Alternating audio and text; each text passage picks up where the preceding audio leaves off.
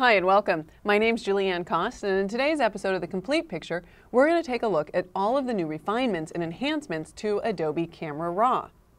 I'll start here in Mini Bridge and simply open with the default application that will launch Adobe Camera Raw. The first thing that we should take a look at are all of the refinements in the way that we demosaic and sharpen our images.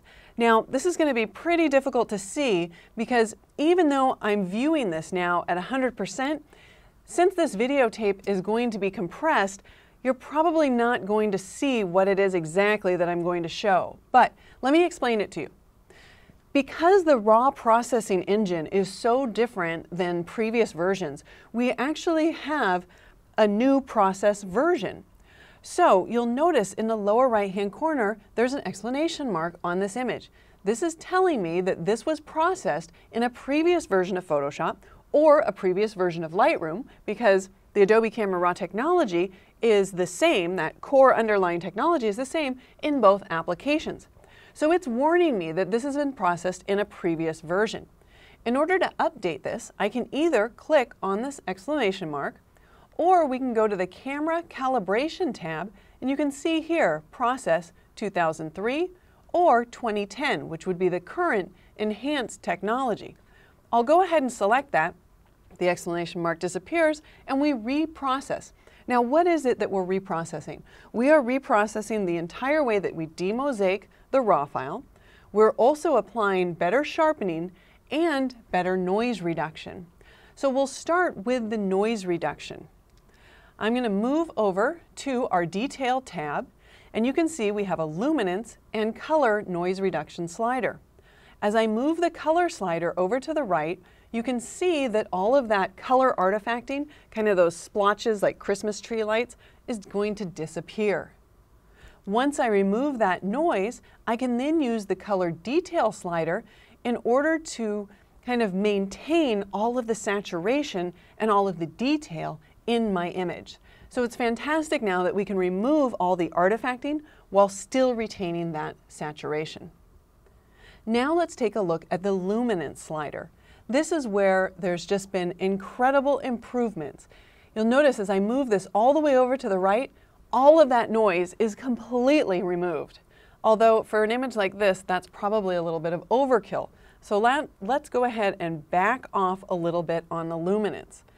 Now we can just use the slider to refine it.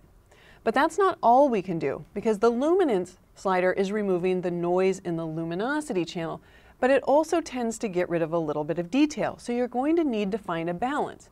You can use the luminance slider for the overall balance, and then the detail and contrast slider. Now the detail slider, as I move it over to the right, Photoshop is going to try to bring back detail. But you might notice a little bit of artifacting if you go too far. So you'll want to remove as much detail as possible. So we'll need to bring that slider back in order to hide that artifacting. The luminous contrast is actually going to allow us to build in a little bit of contrast in the areas where the noise was removed.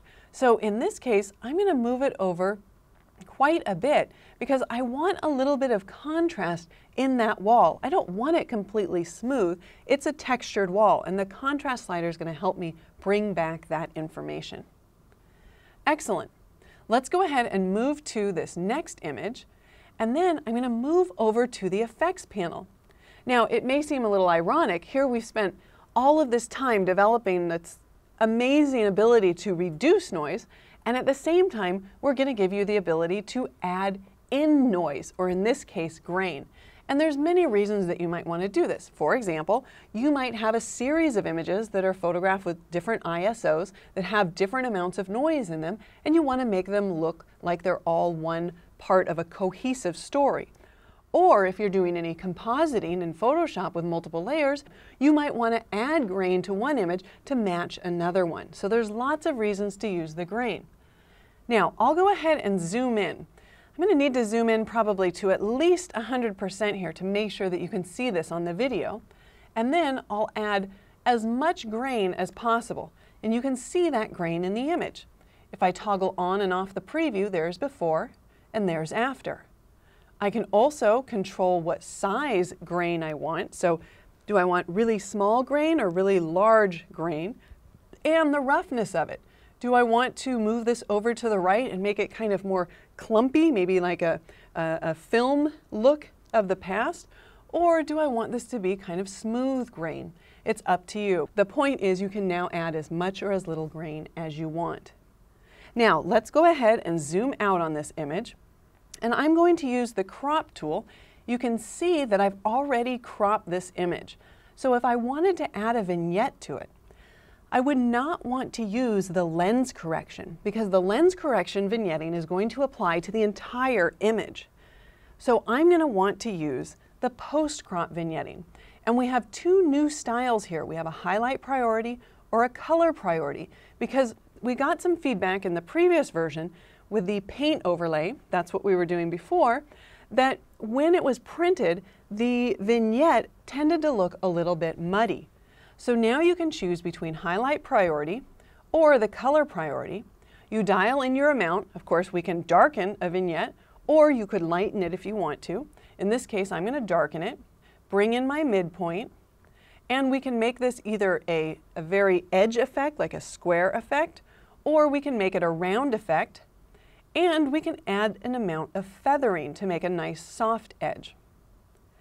When I switch from the highlight priority to the color priority, it's not going to make a great difference in this image, but where it has a lot of impact is if you have, say, almost an overexposed, a borderline overexposed sky.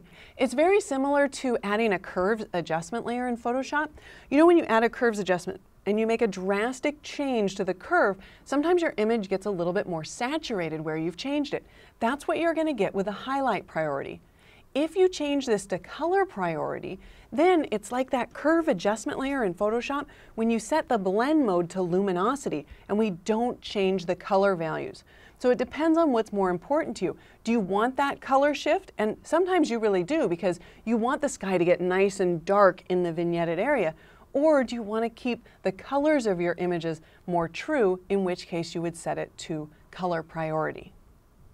So although some of these changes might be difficult to see through the videotape, I strongly encourage you to check it out because the processing has just gotten so much better. It's just phenomenal. Thank you for joining me. My name's Julianne Cost. Join me again next time on The Complete Picture on Adobe TV.